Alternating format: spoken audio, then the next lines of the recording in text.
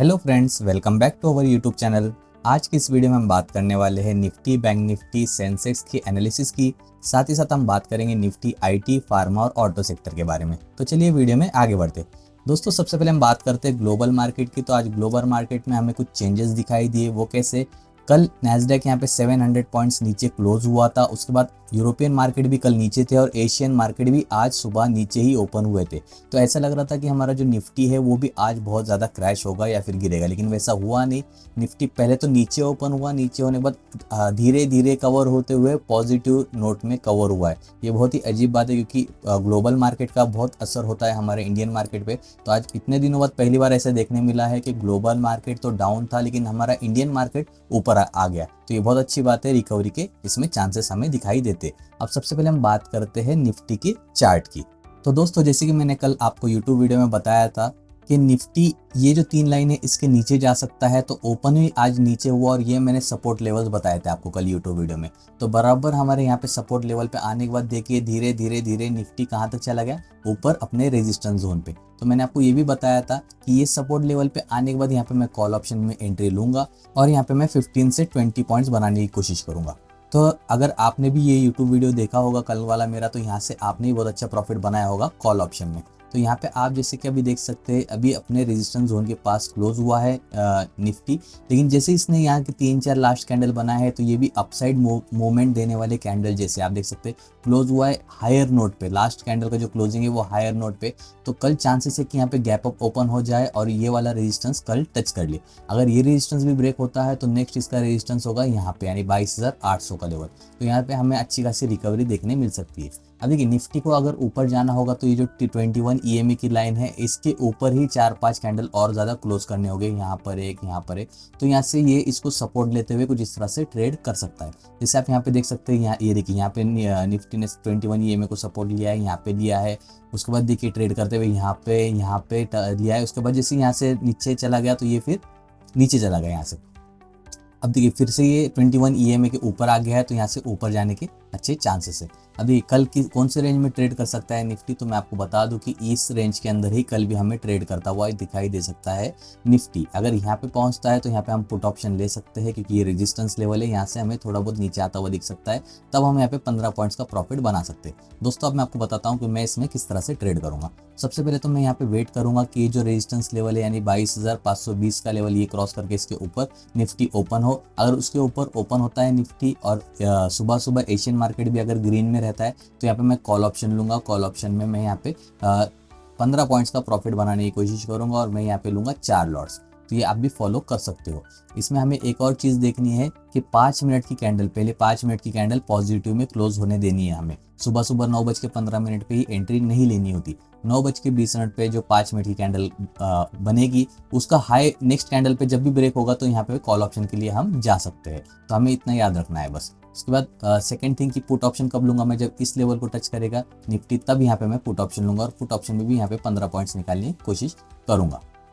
तो इसमें 2 ही एंट्री होगी बेसिकली, और एक जो पुट ऑप्शन की थर्ड एंट्री होगी वो होगी इस लेवल के नीचे। ये देखिए इस लेवल के नीचे अगर यहाँ पे ऐसे आते हुए निफ्टी जाता है तो यहाँ पे भी पुट ऑप्शन की हमारी एंट्री बनेगी। तो इसमें 2 एंट्री पुट ऑप्शन के है, 1 एंट्री कॉल ऑप्शन की। तो आप इसको ध्यान में रख सकते हैं। हम बात करते हैं निफ्टी के ऑप्शन चेन की। दोस्तों, आप देख सकते हैं निफ्टी स्पॉट प्राइस पे क्लोज हुआ है वो है 22,497 के। और देखिए यहाँ पे अगर हम कंपेयर करें, ये साइड जो है ये सपोर्ट है और ये साइड जो है ये रेजिस्टेंस है। तो रेजिस्टेंस से अगर सपोर्ट को हम कंपेयर करें तो हमें दिखेगा कि सपोर्ट अभी यहाँ पे ज़्यादा दिख रहा है हमें। ये देखिए सपोर्ट, यहाँ पे सपोर्ट के लेवल्स हमें ज़्यादा दिखाई दे रहे हैं और यहाँ पे पुट राइटर्स हमें ज़्यादा दिखाई दे रहे हैं। तो ये सपोर्ट के लेवल बहुत अच्छे से काम कर सकते हैं। 22,400 के नीचे जाने के चांसेस बहुत कम है निफ्टी के, क्योंकि यहाँ पे सपोर्ट बहुत ज़्यादा है। 89.82 लाख ओपन ऑर्डर्स लगे हुए हैं और पिछले दिन के मुकाबले 71% ज़्यादा ऑर्डर लगे हुए हैं यहाँ पे। तो उसके साथ ही फिर आप देख सकते हैं 22,300 के लेवल पे भी अच्छे ऑर्डर्स लगे हुए हैं ओपन ऑर्डर, और यहाँ पे 22,200 के लेवल पे भी। अगर बात करें रेजिस्टेंस की तो 22,500 का ये एक रेजिस्टेंस दिख रहा है, लेकिन ये कल ओपन होते हुए ही क्रॉस हो जाएगा ऐसे मुझे लग रहा है, या फिर इसके ऊपर ही ओपन होगा। तो ये तो हम इसको कंसिडर नहीं करेंगे एज अ रेजिस्टेंस। हम रेजिस्टेंस कंसिडर करेंगे 22,600 का लेवल, जहाँ पे आप देख सकते हैं 74.04 लाख ओपन ऑर्डर लगे हुए, लेकिन पिछले दिन के मुकाबले 4% कम हुए हैं ऑर्डर। तो कम हुए मतलब यहाँ पे इनका भरोसा नहीं लग रहा है कि मार्केट नीचे जाएगा, ये भरोसा नहीं लग रहा है, इसलिए यहाँ पे ऑर्डर कम हुए। तो यहाँ पे हमें ट्रस्ट ज़्यादा किस पे, सपोर्ट पे ट्रस्ट ज़्यादा है, तो वैसे ही ये ऊपर जाने के बहुत ज़्यादा चांसेस है। हमें ऑप्शन चेन तो यही दिखा रही है। अब हम बात करते हैं बैंक निफ्टी की। दोस्तों हम बात करते हैं बैंक निफ्टी के बारे में। अब आप एक बात सोचोगे कि जैसे निफ्टी ओपन नीचे हुआ लेकिन उसके बाद में कवर हो गया, ऊपर आ गया, पॉजिटिव नोट में क्लोज हुआ, लेकिन बैंक निफ्टी नीचे ओपन होने के बावजूद भी नीचे ही क्यों ट्रेड करता रहा, ये सवाल आपके मन में होगा। तो मैं आपको बता दूं कि इंडसइंड बैंक आज 20% से ज़्यादा क्रैश हुआ है। इंडसइंड बैंक जो निफ्टी बैंक निफ्टी के इसमें आता है वो 20% से ज़्यादा क्रैश हुआ है। उसकी कुछ न्यूज़ होगी, बैड न्यूज़, उसकी वजह से वो क्रैश हुआ है, तो उसका इफेक्ट बैंक निफ्टी के इंडेक्स पे हमें देखने मिलता है। इसी की वजह से बैंक निफ्टी रिकवर नहीं हो पाया। और इंडसइंड बैंक ने पिछले कुछ महीनों में, उसकी न्यूज़ आई थी कि 80,000 करोड़ का मार्केट कैप लूज कर दिया है इंडसइंड बैंक ने, इतना ज़्यादा क्रैश हुआ है। 55% क्रैश हुआ है ऑल टाइम हाई से, तो ये बहुत ही बड़ी बात है इंडसइंड बैंक के जो स्टॉक्स होल्ड कर रहे हैं उनके लिए भी। तो उसी की वजह से आज बैंक निफ्टी में हमें अच्छी खासी गिरावट देखने मिली और कुछ इस तरह से ट्रेड करते हुए नीचे ट्रेड कर रहा है। अब दोस्तों अगर ये यहाँ पे इसने ये इतना जोन बनाया हुआ है साइडवेज का, इसके अगर नीचे जाता है तो नेक्स्ट इसका सपोर्ट होगा 47,550 का लेवल, उसके बाद इसका सपोर्ट होगा 47,300 का लेवल। ये ब्रेक करना मुश्किल है ये सपोर्ट। अगर ये सपोर्ट ब्रेक करता है तो यहाँ से और बड़ा हमें क्रैश देखने मिल सकता है। अगर अपसाइड की बात करें तो अपसाइड में इसका पहला रेजिस्टेंस होगा ये लेवल जो है 48,085। इसको हम थोड़ा और रिफाइन करते हैं इस लेवल को, इसलिए मैं क्या करता हूँ, ये जो लाइन है इसको यहाँ तक टच कर लेता हूँ मैं, क्योंकि ये जो गैप है इसे कहते हैं फेयर वैल्यू गैप। ये मोस्ट ऑफ द टाइम ये पूरा हो जाता है, मतलब अगर यहाँ से समझो इसके ऊपर निकल गया यहाँ से बैंक निफ्टी, तो ये गैप पूरा करने के लिए ये यहाँ तक चला जाएगा, उसके बाद गिरने के इसके चांसेस हो गए, तो इसे कहते हैं फेयर वैल्यू गैप। अब देखिए यहाँ से किस तरह से ट्रेड कर सकता है निफ्टी, मैं आपको बताता हूँ, सॉरी बैंक निफ्टी मैं आपको बताता हूँ।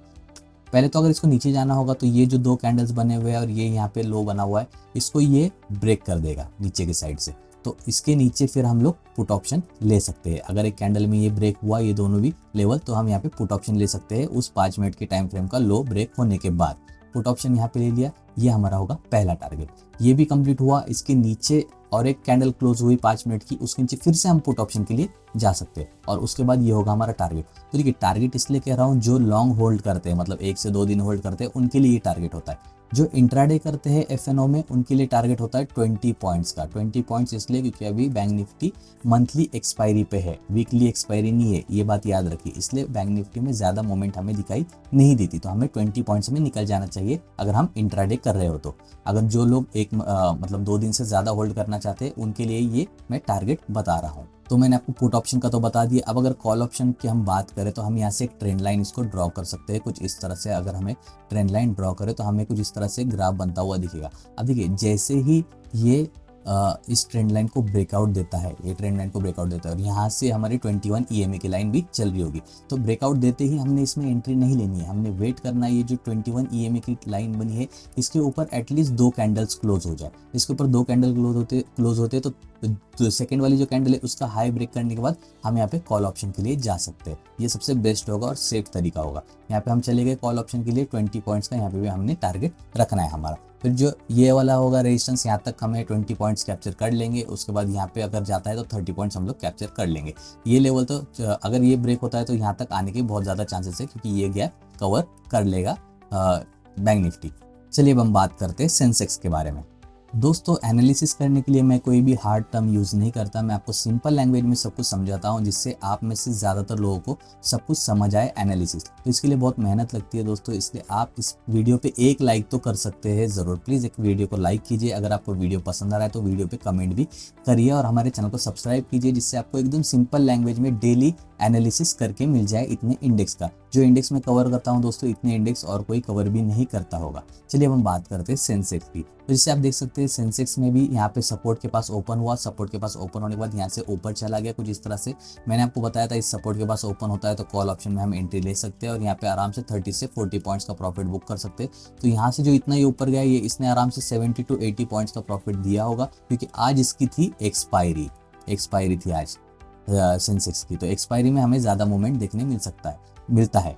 तो ये देखिए अभी जहाँ पे क्लोज हुआ है वहीं से ये नीचे गिरा था, तो यहाँ से दो मूवमेंट इसमें हो सकती है, या तो अप साइड या तो डाउन साइड। अब वो जैसे मैंने आपको इस वीडियो के स्टार्टिंग में बताया निफ्टी में जब हम एनालिसिस कर रहे थे कि एशियन मार्केट सुबह में कैसे ओपन होता है उस पर ज़्यादातर डिपेंड होगा। ये या तो 50 से 80 पॉइंट्स गैप अप ओपन होगा या फिर 50 से 80 पॉइंट्स गैप डाउन ओपन हो सकता है। मोस्टली इसके चांसेस है कि गैप अप ओपन हो जाए। अब देखिए क्योंकि ये 21 ईएमए के लाइन के ऊपर ऑलरेडी चल रहा है, तो यहाँ पे अगर गैप अप ओपन होता है ये, तो ये जो 74,400 का लेवल है ये पहला रेजिस्टेंस की तरह काम करेगा। देखिए ये जो लेवल है ये यहाँ पे मल्टीपल आपको कैंडल्स दिखेंगे, देखिए ये वाले कैंडल्स, फिर यहाँ से भी एकदम फौरन गिरा है, तो ये 74,400 का हमारा पहला रेजिस्टेंस होगा। ये भी क्रॉस करता है तो 74,600 से 74,700 तक सेंसेक्स जा सकता है। तो इसकी रेंज जो है ये रेंज इतनी होने वाली है सेंसेक्स की कल, तो यहाँ तक भी जाने का पोटेंशियल सेंसेक्स में बिल्कुल है। अगर इसमें हम पुट ऑप्शन की बात करें तो हमें वेट करना होगा इस लेवल के नीचे जाने का। सेंसेक्स जैसे ही जाता है यहाँ पे हम पुट ऑप्शन में एंट्री ले सकते हैं। पुट ऑप्शन में यहाँ पे हम 30 पॉइंट्स निकाल सकते हैं सेंसेक्स में। ये अगर इस लेवल को ब्रेक करता है और उसके बाद इस लेवल को भी ब्रेक करता है तो ये हमारे सपोर्ट के अंदर फिर से आ सकता है। सपोर्ट के अंदर आने के बाद फिर से इसमें हमें रिवर्सल दिखाई दे सकता है। अगर सपोर्ट लेवल भी ब्रेक करता है एक अच्छी रेड कैंडल के साथ, उसको 5 मिनट का लो, तो नेक्स्ट सपोर्ट होगा हमारा ये लेवल यानी 73,400 का लेवल। वैसे यहाँ तक तो आना नहीं चाहिए सेंसेक्स को। सेंसेक्स ने क्या करना चाहिए, इस लेवल को टच करना चाहिए आने वाले 2 से 3 दिनों में, या फिर इस सपोर्ट लेवल के पास आ जाना चाहिए। ये इसके अंदर ही ट्रेड कर सकता है सेंसेक्स, इससे ऊपर नीचे जाने के चांसेस तो बहुत कम है। तो यहाँ पे मैंने आपको दोस्तों सेंसेक्स का भी पूरा एनालिसिस करके दिखा दिया है। अब हम बात करते हैं निफ्टी आईटी, निफ्टी ऑटो और निफ्टी फार्मा सेक्टर के बारे में। उससे पहले दोस्तों मैं आपको बताता हूँ हमारे एक फ्री टेलीग्राम ग्रुप भी है जिसमें मैं डेली एक ऑप्शन कॉल भी देता हूँ एज ए एजुकेशनल पर्पस, और उसमें डेली मैं इंपॉर्टेंट न्यूज़ अपडेट्स शेयर करता हूँ जैसे ही मार्केट क्लोज होता है, और मैं ये यूट्यूब वीडियो बना लेता हूँ। उसके बाद मैं हमारे फ्री टेलीग्राम ग्रुप में डेली स्टॉक अपडेट्स सेंड करता हूँ, और जो भी इंपॉर्टेंट न्यूज़ होती है सब कुछ सेंड कर देता हूँ। तो आपके लिए वो ग्रुप ज्वाइन करना बहुत ज़रूरी है, क्योंकि न्यूज़ पे ही मार्केट पूरा डिपेंड करता है। जैसी न्यूज़ आएगी वैसे ही मार्केट में मूवमेंट हमें दिखाई देती है, या फिर स्टॉक में जैसी न्यूज़ आएगी उस स्टॉक में मूवमेंट हमें दिखाई देती है। तो इस वीडियो के डिस्क्रिप्शन में आपको हमारे फ्री चैनल की लिंक मिल जाएगी, उस पर क्लिक करके आप ज्वाइन कर सकते हो। दोस्तों हम बात करते हैं निफ्टी आईटी इंडेक्स के बारे में। तो जैसे ही कल आपको पता होगा मैंने आपको बताया था ये एज अ सपोर्ट लेवल काम कर सकता है। आप देख सकते हैं इस सपोर्ट पे ही सारे कैंडल्स बने हुए हैं, और मैंने आपको ये भी कहा था कि इस सपोर्ट पे जैसे ही निफ्टी आईटी इंडेक्स आएगा ये वापस से यहाँ से रिकवर होकर ये जो मैंने यहाँ पे ट्रेंड लाइन ड्रॉ की थी इस ट्रेंड लाइन को टच करने की कोशिश करेगा। ये भी मैंने आपको बताया था, बिल्कुल वैसे ही हुआ। कल क्लोज था यहाँ पे, आज डायरेक्टली ओपन हुआ आईटी इंडेक्स इतना नीचे, फिर यहाँ से हमें थोड़ी बहुत रिकवरी दिखाई दी, और लास्ट सेशन में यहाँ पे देखिए आप कितनी अच्छी रिकवरी हमें दिखाई दी है। और आने वाले 1 से 2 दिनों में इस ट्रेंड लाइन को ये टच कर सकता है, और इस ट्रेंड लाइन को भी ब्रेक करता है तो ये वाले रेजिस्टेंस को टच बिल्कुल कर सकता है निफ्टी आईटी इंडेक्स। नीचे जाने की अगर इसमें बात रही तो फिर नीचे जाने के बहुत चांसेस कम है। और जो मैंने आपको एक बात बताई थी फेयर वैल्यू गैप, ये देखिए ये जो गैप ये मैंने बताया था आपको कि ये हमेशा फील होते रहता है। तो जिससे आप यहाँ पे देखोगे ये देखिए यहाँ से लेके यहाँ तक चला गया है निफ्टी आईटी इंडेक्स, तो ये जो गैप है ये यहाँ पे इसने फील करने की कोशिश की, इसे कहते हैं फेयर वैल्यू गैप। ये बहुत ही इंपॉर्टेंट होता है। तो अभी इसके चांसेस है कि ये कल भी बढ़ते बढ़ते इस लाइन को टच कर जाए। अगर इसको गिरना होगा दोस्तों तो ये जो 21 ईएमए की लाइन कुछ इस तरह से चल रही है इसके नीचे आएगा, और यहीं पे 2-3 कैंडल क्लोज करके फिर नीचे गिरेगा। इस तरह से ही ये नीचे गिर सकता है, लेकिन ज्यादातर चांसेस है निफ्टी आईटी इंडेक्स के कि ये कवर हो जाए। अब हम बात करते हैं निफ्टी फार्मा इंडेक्स के बारे में। दोस्तों यहाँ पे आप देख सकते हैं निफ्टी फार्मा इंडेक्स को। फार्मा इंडेक्स अभी फिलहाल साइडवेज में चला गया है। देखिए ये जो जोन है इसके अंदर ही ट्रेड कर रहा है, और आने वाले 1 से 2 दिनों में इसके अंदर ही ट्रेड करते हुए हमें दिखाई दे सकता है, क्योंकि इसमें ज़्यादा मूवमेंट अभी हो नहीं रही है। अगर इसको ब्रेक करना है इस जोन को, तो यहाँ पे जो हाई बना हुआ है इसको ब्रेक करना बहुत ज़रूरी है, तब जाके इसमें हमें पॉजिटिव मूवमेंट दिखाई देगी। और अगर यहाँ पे जो लो बना हुआ है इसको नीचे आने के बाद ब्रेक करता है तो हमें डायरेक्टली ये वाला लेवल दिखाई देगा 19,900 का। इतना नीचे तक गिर सकता है निफ्टी फार्मा इंडेक्स। तो निफ्टी फार्मा इंडेक्स में ज़्यादा अभी हमें मूवमेंट दिखाई नहीं दे रही है। जो लोग होल्ड कर रहे हैं स्टॉक्स को वो भी देख रहे होंगे कि उनके पोर्टफोलियो में ज़्यादा प्लस माइनस नहीं हो रहा होगा, क्योंकि आप देख सकते हैं यहाँ से इतने 8-10 कैंडल्स में ही इतना सा मूव किया है सिर्फ फार्मा इंडेक्स ने। अब हम बात करते हैं ऑटो सेक्टर के बारे में। दोस्तों निफ्टी का बहुत ही बढ़िया सेक्टर ये ऑटो सेक्टर, और सबसे वोलेटाइल सेक्टर भी है, क्योंकि इसमें बड़े बड़े स्टॉक्स है जैसे मारुति सुजुकी हो गया, टीवीएस मोटर हो गया, उसके बाद बजाज ऑटो, ये बड़े बड़े स्टॉक्स ज़्यादा मूव करते हैं, इसलिए ये इंडेक्स भी बहुत ज़्यादा मूवमेंट हमें दिखाई देती है इस इंडेक्स में। देखिए यहाँ से गिर गया कितना नीचे गिर गया, अगले दिन फिर से कवर हो गया, अब फिर से गिर गया, फिर से कवर होगा, मतलब इसमें मूवमेंट हमें बहुत ज़्यादा दिखाई देती है। अब देखिए ये जैसे यहाँ पे क्लोज हुआ है तो इसमें हमें एक देखने की जैसी बात है कि यहाँ से अगर हम एक ट्रेंड लाइन ड्रॉ करते हैं, मैं आपको ट्रेंड लाइन ड्रॉ करके बताता हूँ। ये देखिए कुछ इस तरह से अगर हम ट्रेंड लाइन ड्रॉ करते हैं तो इस ट्रेंड लाइन को अब ये सपोर्ट लेके चल सकता है कुछ इस तरह से। अगर इसको नीचे जाना होगा तो ये ट्रेंड लाइन को नीचे की ओर चला जाएगा और इस 21 ईएमए के लाइन के भी नीचे चला जाएगा, तब जाके इसमें हमें गिरावट देखने मिल सकती है। जिस तरह से चार्ट बन रहा है तो इसमें नीचे जाने के चांसेस हमें ज़्यादा दिखाई दे रहे हैं, वो इसलिए क्योंकि जो ट्रेंड लाइन बन रही है ये इस तरह से जो पैटर्न बनता है इसे नीचे जाने का वाला बियरिश पैटर्न कहा जाता है इसे। अब अगर ये यहाँ से अच्छा मूवमेंट हमें दिखाता नहीं है, ये 1-2 दिन में अगर 21,000 का लेवल टच नहीं करता तो हमें यहाँ पे गिरावट देखने मिलेगी डायरेक्टली 20,400 और 20,000 के लेवल तक निफ्टी ऑटो इंडेक्स नीचे आ सकता है। तो इसको अगर ऊपर जाना होगा तो 20,800 का लेवल इसको कल ब्रेक करना पड़ेगा, तो ही आगे 21,000 का लेवल और 21,100 का लेवल हमें देखने मिल सकता है। जिस तरह से ये ट्रेड कर रहा है कुछ इस तरह से, तो यहाँ से ऐसे ब्रेकडाउन देने के इसके बहुत ज़्यादा चांसेस है। तो जो भी स्टॉक होल्ड कर रहे हैं ऑटो सेक्टर के, उनके लिए एनालिसिस बहुत ज़्यादा ज़रूरी है। आने वाले आपको एक वीक के अंदर ये लेवल या फिर ये लेवल ज़रूर देखने मिलेगा। देखिए एज पर माई एनालिसिस, ये एजुकेशनल पर्पज़ के लिए अगर आप इन्वेस्ट करना चाहते हो तो पहले अपने फाइनेंशियल एडवाइजर से ज़रूर कंसल्ट कीजिएगा। तो दोस्तों यहाँ पे मैंने आपको सभी इंडेक्स के बारे में बता दिया। अगर आपको हमारा वीडियो अच्छा लग रहा हो तो प्लीज़ हमारे चैनल को सब्सक्राइब कीजिए और हमारे फ्री टेलीग्राम ग्रुप में ज़रूर ज्वाइन कीजिए। Thank you so much.